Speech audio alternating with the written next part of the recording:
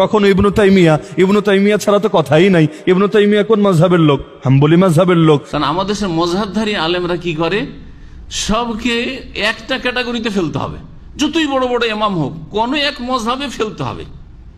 দিয়ে ইবনে তাইমিয়া রাহমাতুল্লাহর মতো মুজতাহিদকে আর সালাফিদের ইমামকে, জি হ্যাঁ সালাফিদের ইমাম আবু হানিফা, শাফি, মালিক, আহমদ সকলে, তারা যেমন চার ইমাম, যেমন সালাফিদের আহলে হাদিসদের ইমাম, তেমনি ইবনে তাইমিয়া রাহমাতুল্লাহ আলাইহি আহলে হাদিসদের ইমাম। তাকেও হাম্বলি বলতে তারা কোনো দ্বিধা করেনি, পাক্কা হাম্বলি বলে আখ্যায়িত করেছে কাকে? ইবনে তাইমিয়া রাহমাতুল্লাহ আলাইহি। তো হাম্বলি, আবার হাম্বলি মযহাব বাদ দিয়ে হানাফি ফতোয়াকে কি করে প্রাধান্য দিলেন? বুঝতে পারছেন না? তাহলে বোঝা গেল যে তরিকাটা আসলে ঠিক না, যে আমাকে এক ইমামকে ফলো করতে হবে, এক ইমামের কথাকে অন্ধভাবে অনুসরণ করতে হবে, এটা ইসলাম নয়, এটা ইসলামের 4 ভাগের 1 ভাগ।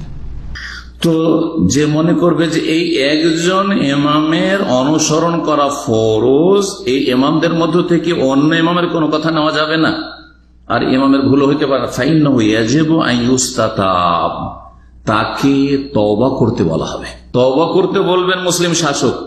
ফাইন তাবা, যদি তওবা করে না যে না আমি ভুল করেছি, বরং রাসূলুল্লাহ সাল্লাল্লাহু আলাইহি সাল্লাম মাসুম, তার সব কথার অনুসরণ করতে হবে, কোন একটি ইমামের সব ক্ষেত্রে অনুসরণ চলবে না।